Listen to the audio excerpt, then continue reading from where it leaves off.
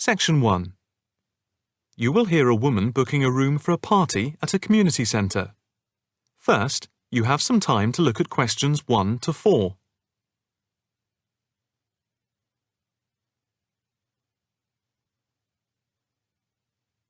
You will see that there is an example which has been done for you. On this occasion only, the conversation relating to this will be played first.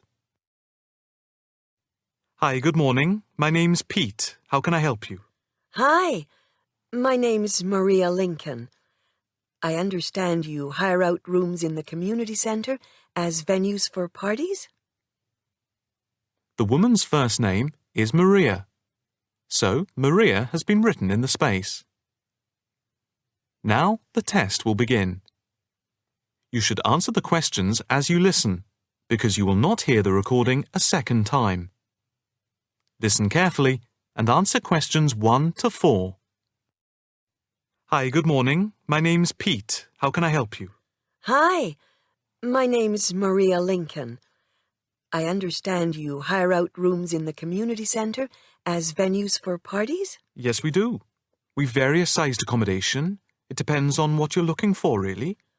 We're looking to hold a party, a children's birthday party, and we need a room that will hold about 70 people, with space for a small disco area, games, dancing, and food. Well, we have a large room, and it would certainly hold at least 100 people comfortably. It's used a lot for parties and things like that. That sounds as if it might be suitable. I've tried various venues, and they're either booked up or they don't hold enough people. Can you tell me when you were thinking of holding the party? I know it's short notice, but we wanted to hold it Saturday week. That's September 15th. Let's have a look. Yes, you're in luck. The Mandela Suite is free then. I'll just write that down. Mandela. And the time. When were you thinking of holding it? In the afternoon, from 3:30 p.m. to 9 p.m. Yes, okay. There's no smoking on the premises, and we're only licensed to have soft drinks. That's okay. I think I'm happy to go ahead. Before you hear the rest of the conversation, you have some time to look at questions 5 to 10.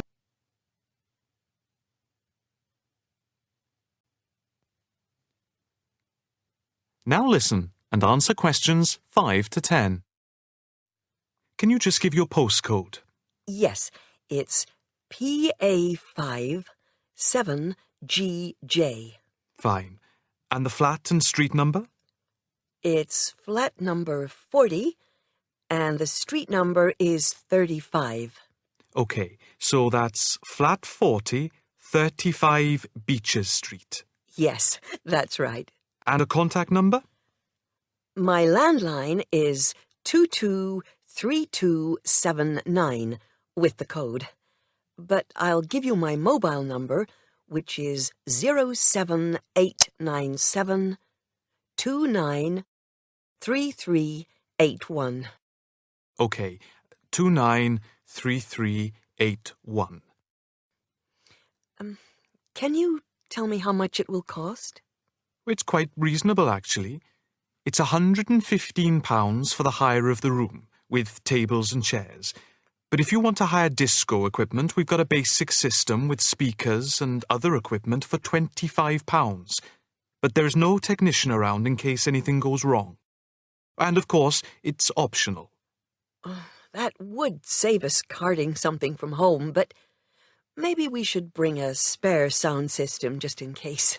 We've never had any problem with the system, but you might not want to take any chances.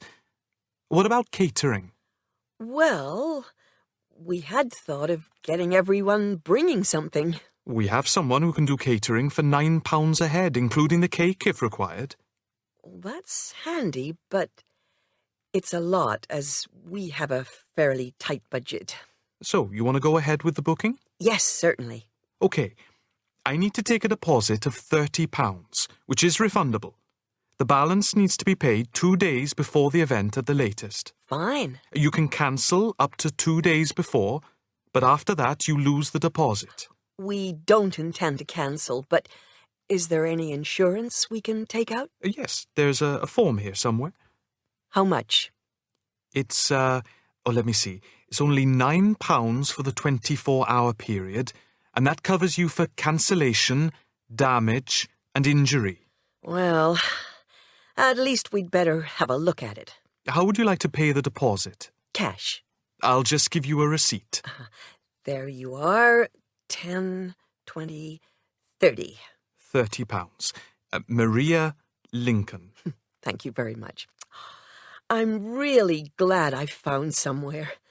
We have been trying to book a place for the past 2 weeks, so thank you again, and bye for now.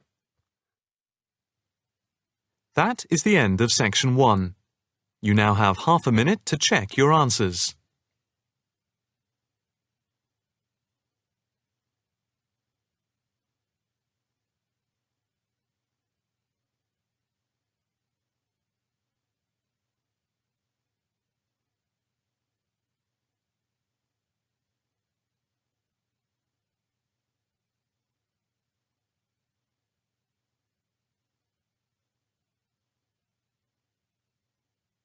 Now turn to section 2.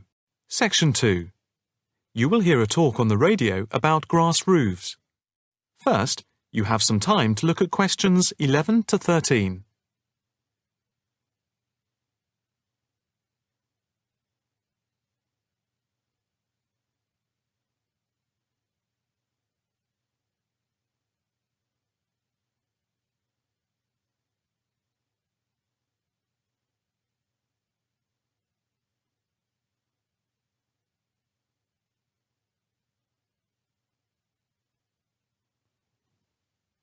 Now listen carefully and answer questions 11 to 13. And now it's straight into the Eco Hotspot for today's programme. We are in fact going to look at an intriguing trend in recent years in the world of eco-friendly developments. There has been a constant stream of new green products coming onto the market for the environmentally conscious. A new departure, which I feel needs greater attention drawn to it, is the increasing interest in grass roofs. Environmentalists sing the praises of grass roofs as interest in sustainable ecological building has led to the greening of the rooftops of residential and commercial buildings around the world. And what does this type of roof consist of? Instead of tiles, which allow water to run off and create flash flooding, the roof has a waterproof underlay, which is laid over the roof deck. This waterproof layer is then covered with layers for insulation and drainage. Then, on top of the insulation and drainage layer, is added a final layer of soil or crushed stones for the plants and/or grass to grow on. The roof can be planted with wildflowers to add colour and life to your rooftop. Before you hear the rest of the talk, you have some time to look at questions 14 to 20.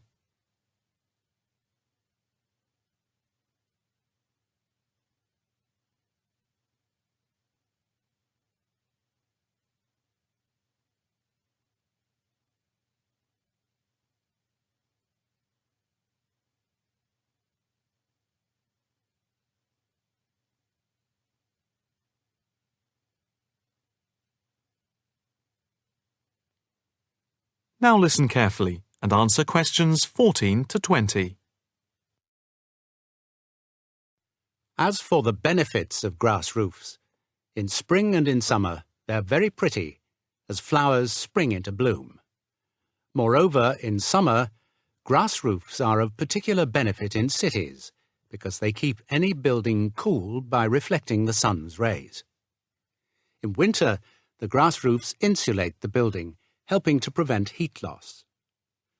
The roofs require little maintenance and are better than any other roofing material.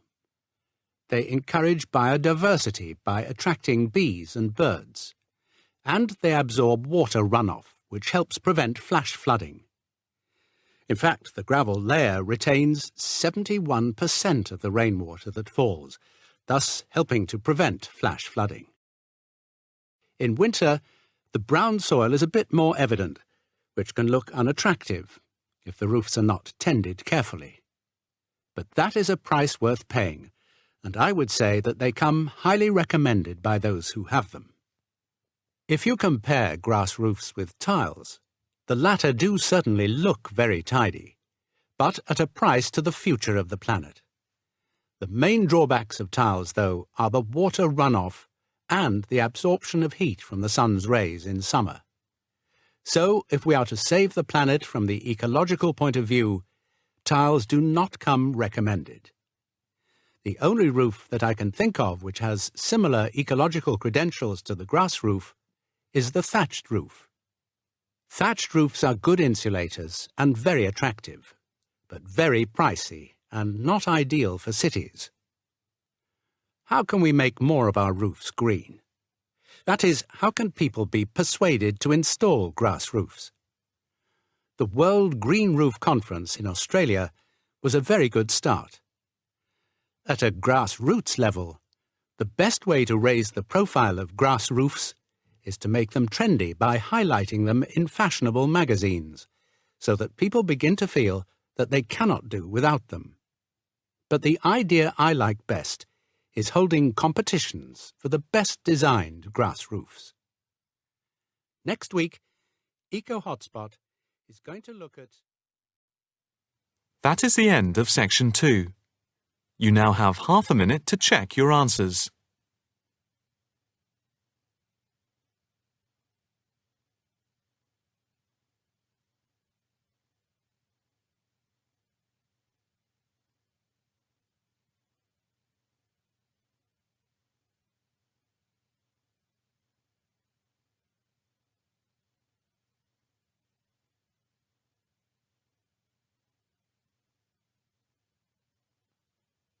Now turn to section 3. Section 3. You will hear a student talking to her tutor about a presentation.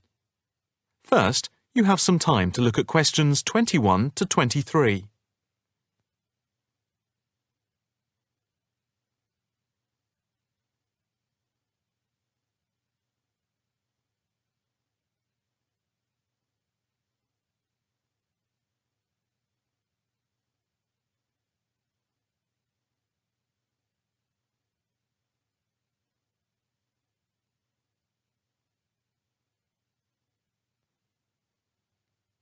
Now listen carefully and answer questions 21 to 23.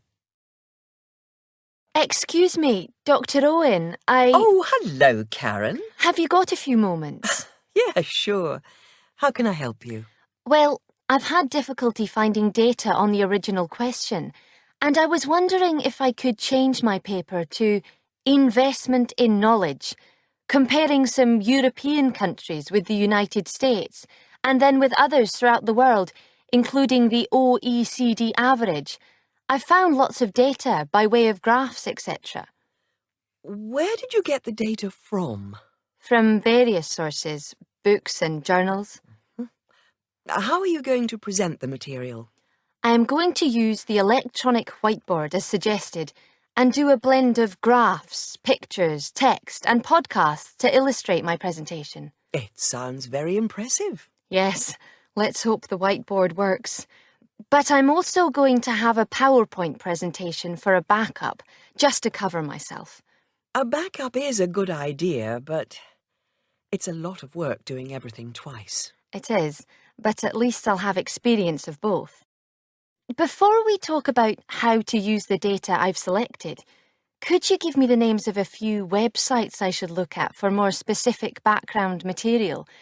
When you type in anything to do with knowledge, there are millions of sites listed. Before you hear the rest of the conversation, you have some time to look at questions 24 to 30.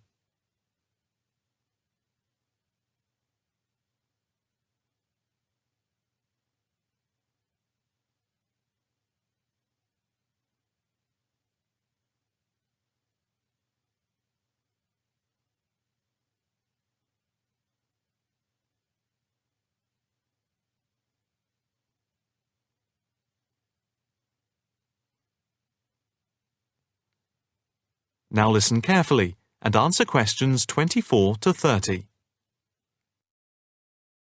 Let's see. Oh, I'll print you off this list.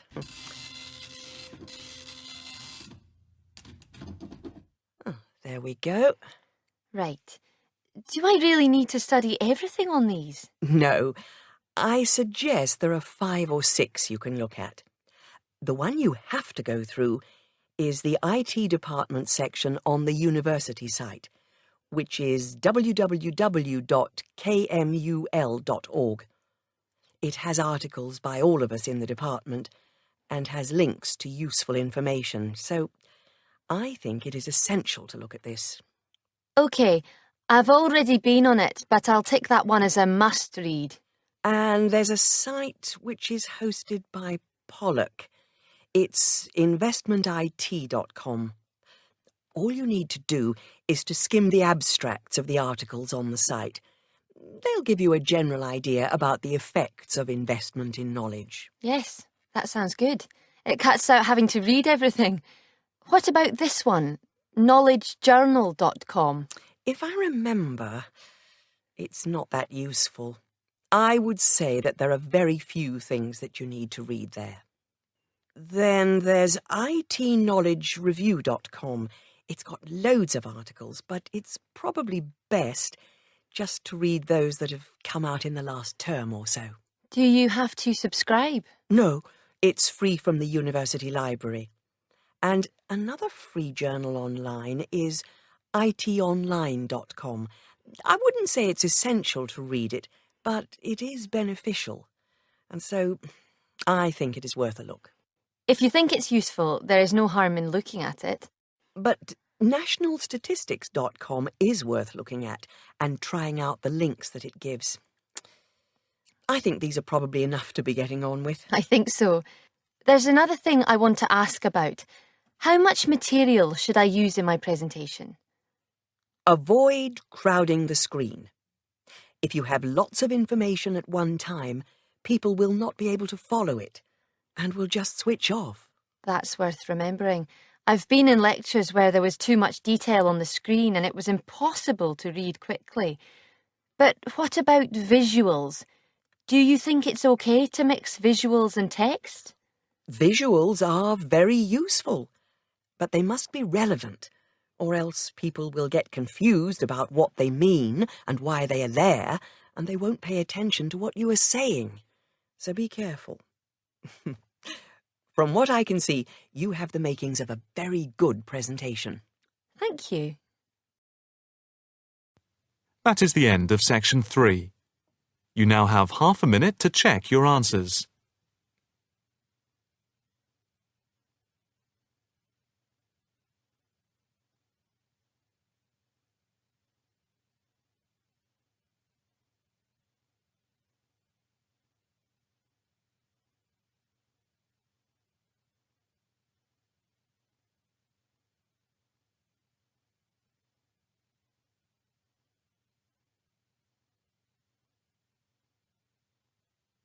Now, turn to Section 4. Section 4. You will hear a talk on the work of a printing department at a university. First, you have some time to look at questions 31 to 40.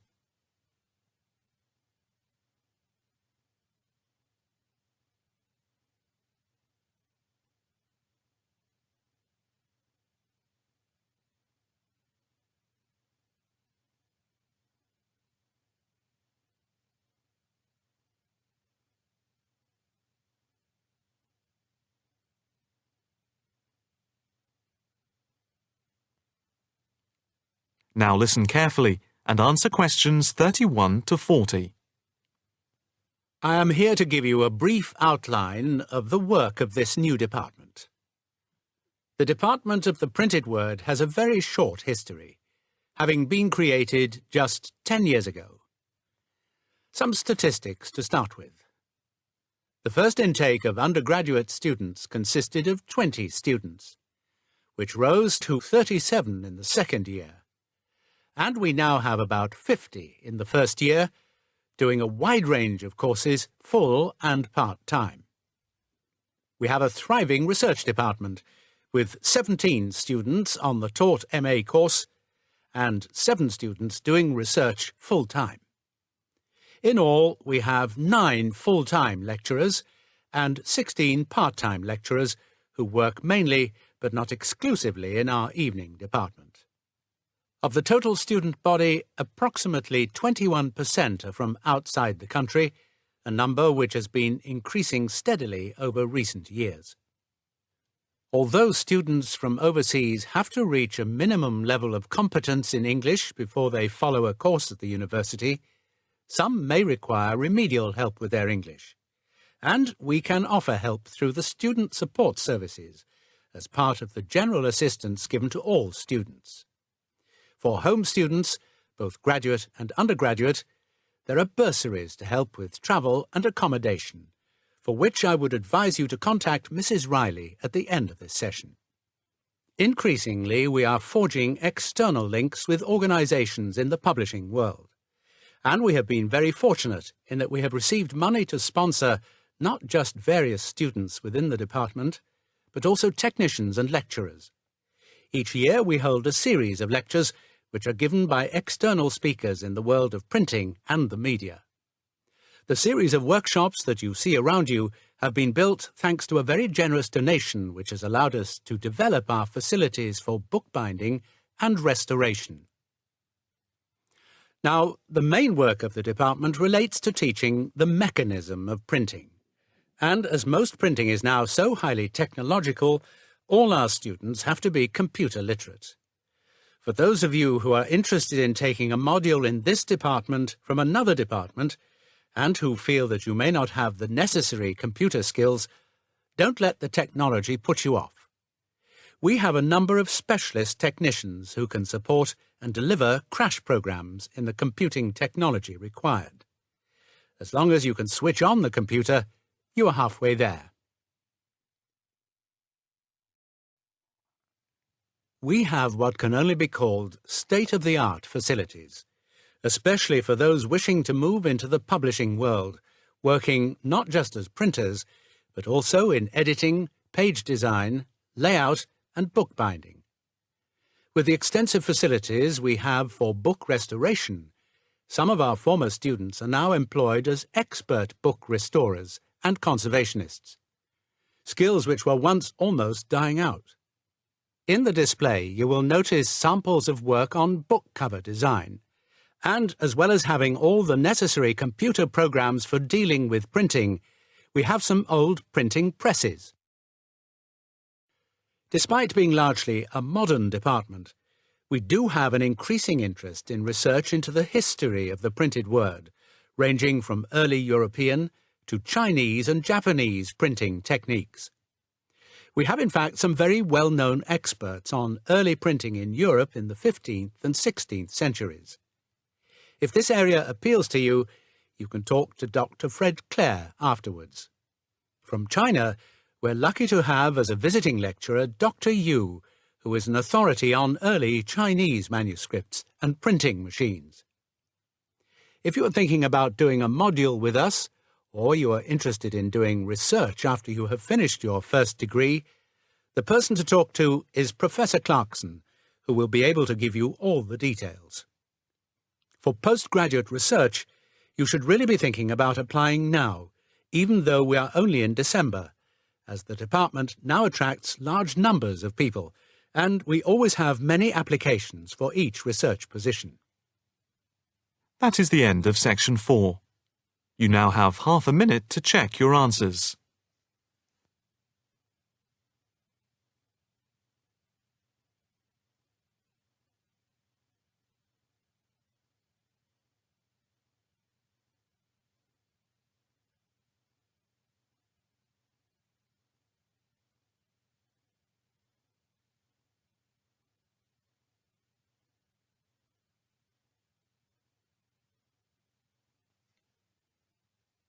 That is the end of the listening test.